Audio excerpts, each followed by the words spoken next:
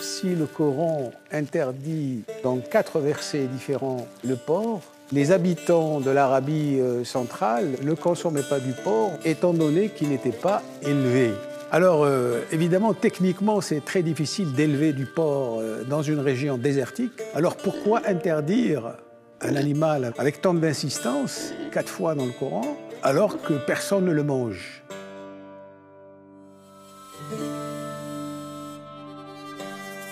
Le porc est interdit. Un verset indique que parce que c'est impur. C'est la seule fois où une motivation pour cet interdit est énoncée dans le texte coranique. Par ailleurs, le porc est la seule espèce animale explicitement prohibée dans le Coran. Il n'y a aucune autre espèce animale prohibée dans le Coran. Il n'y a aucune peine prévue dans la loi islamique pour celui qui mangerait du porc. Alors, la question du porc et de son interdiction pose le problème des rapports de l'islam au judaïsme en particulier. Parce que la Bible, la Torah, c'est-à-dire ce qu'on appelle l'Ancien Testament, interdit la consommation de porc. Le fait que le Coran interdise également la consommation de porc est un témoignage quand même d'un lien assez étroit entre la Torah et le Coran. Par ailleurs, le Coran fait de nombreuses références à des personnages bibliques, à des personnages de la Torah, notamment aux patriarches. Donc l'islam est en partie né dans un milieu judaïsé.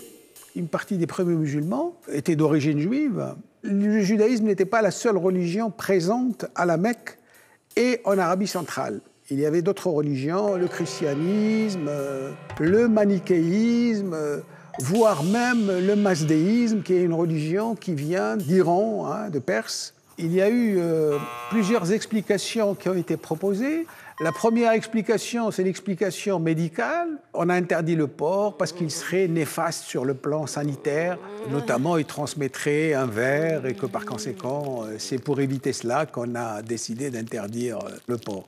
Mais bon, elle ne tient pas la route parce que aujourd'hui, il est possible de maîtriser l'état sanitaire des porcs, mais ni les juifs ni les musulmans n'en mangent. La deuxième tentative d'explication qu'on a proposée, c'est que le porc serait un animal dont l'élevage serait un peu plus coûteux que celui d'autres espèces. Donc ce qui suppose un raisonnement strictement économique, c'est pas très convaincant parce que c'est une des viandes les moins chères et pourtant ça continue toujours à constituer une sorte d'abjection pour les adeptes de cet interdit.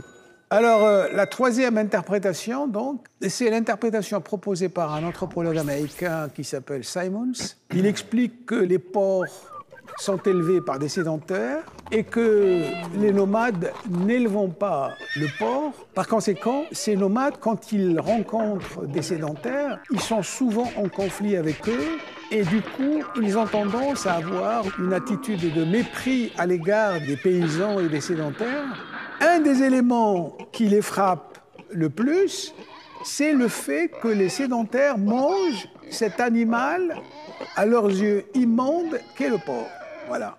L'interprétation que propose Simons peut expliquer l'émergence de l'interdit.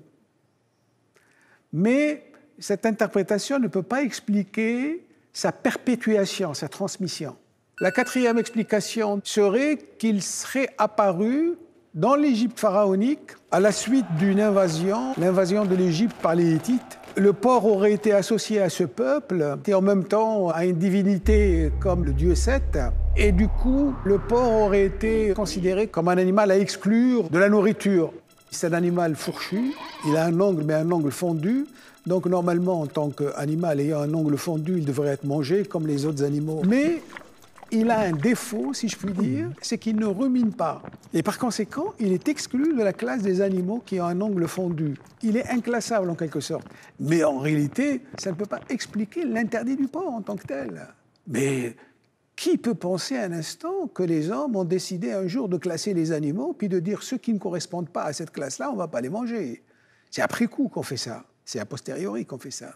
Donc c'est pour ça que c'est pas très convaincant. L'explication en termes d'impureté aussi est une explication qui n'est pas convaincante, même si le Coran, c'est la raison qu'il invoque, en tout cas dans un verset. L'impureté du porc n'est avérée que dans les conditions d'élevage confiné et qu'il patauge dans toutes sortes de saletés et d'ordures. Mais si on élève le porc à l'air libre, dans une forêt ou n'importe quoi, eh bien, il n'est pas plus sale que les autres animaux. Donc l'idée d'impureté du porc est une idée qui n'est pas extrêmement pertinente. On avait tendance à penser que quand on mange une chair quelconque, on est forcément influencé par le caractère de l'animal dont provient cette chair. Par exemple, si on mange du lion ou du tigre, on devient agressif, on devient violent, on devient méchant avec les autres. Ce qui est donc une façon de reproduire à l'intérieur de la nourriture l'image qu'on a de l'animal. Le porc, il est caractérisé négativement qu'il ne serait pas un animal viril, dans le sens où le porc, le mâle, serait indifférent à la conduite sexuelle de la femelle.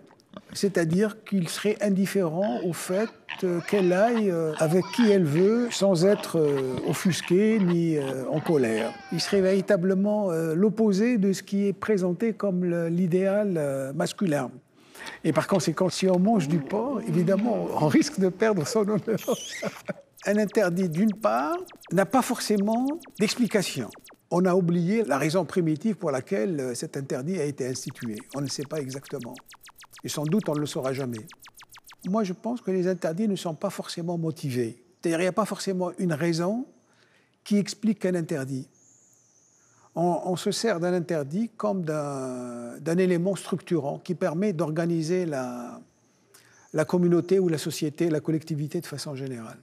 Un interdit est moins important par son objet immédiat, à savoir telle ou telle nourriture, que par ses effets, si je puis dire, collatéraux. C'est-à-dire que si on prend le cas du porc, il crée une rupture entre mangeurs et les groupes qui n'en mangent pas. C'est une exclusion. On exclut un animal de la table. Ça ne permet pas d'unir positivement les membres du groupe. Mais en tout cas, ça permet de les séparer de ceux qui mangent des consommateurs de porc.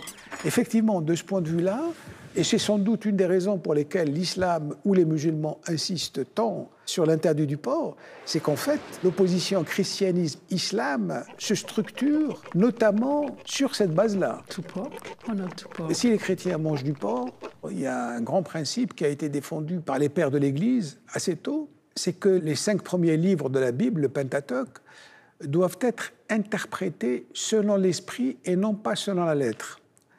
Les Juifs interdisent de manger du porc parce qu'ils interprètent la Bible selon la lettre. Ce sont des littéralistes, ils restent accrochés à la lettre, tandis que les chrétiens, eux, l'interprètent selon l'esprit, ils ne l'interprètent pas selon la lettre. Mais il y a une raison historique, si vous voulez, c'est que le christianisme naissant était quand même destiné aux Romains. Or, il n'y avait pas dans l'Antiquité un peuple autant mangeur de porc que les Romains. Donc, ça aurait été une tâche extrêmement difficile d'éradiquer la consommation de porc chez les Romains. Ça aurait été vraiment vain, je pense. Et donc le christianisme, d'une certaine façon, il s'est adapté à la culture romaine. Le Coran n'associe jamais le porc et le vin. Le texte coranique, d'ailleurs, ne formule pas une interdiction explicite du vin, puisqu'il y a des passages qui font l'éloge du vin. Il y a d'autres passages où le vin est traité avec plus de sévérité. Et c'est à partir de ces passages où le vin est traité avec sévérité, notamment un passage où le Coran dit c'est une œuvre démoniaque, que les interprètes en ont tiré que le vin était prohibé et qu'il fallait l'interdire. Je ne peux pas m'empêcher de vous raconter une anecdote à ce sujet-là. La première vigne, on fit du jus de raisin, et le jus de raisin n'est pas alcoolisé en lui-même. Mais un jour, Satan eut l'idée d'uriner sur le pied de la vigne en question.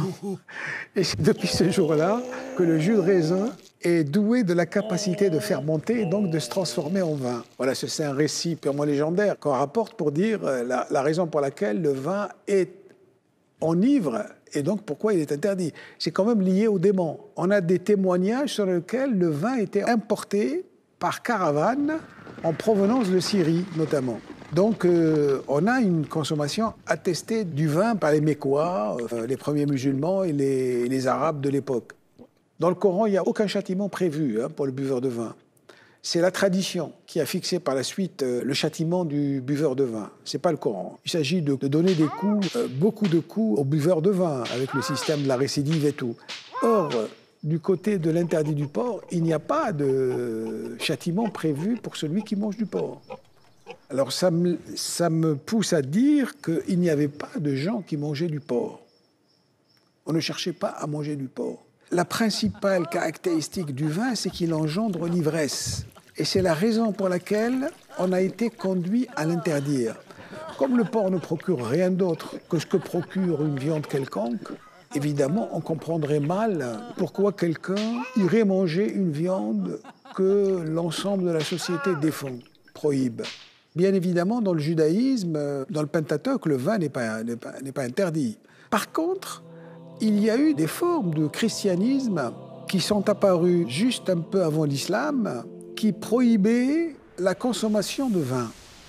Alors, ces formes de christianisme ont pu avoir une influence sur l'islam naissant ou certains membres de la première communauté musulmane. Par ailleurs, j'ajouterai à l'échelle aujourd'hui, de nos jours, vous trouverez beaucoup de musulmans qui consomment du vin. Vous en trouverez très très peu qui consomment du porc. Les interdits alimentaires peuvent-ils disparaître? Même si les recherches scientifiques venaient à démontrer dans le futur je ne sais quel avantage qu'il y aurait à manger du porc, je ne crois pas que ça ferait disparaître l'interdit du porc pour autant. Parce que la fonction que remplit cet interdit dans la formation de leur personnalité est telle que ça équivaudrait à une sorte de suicide symbolique que de manger une viande interdite.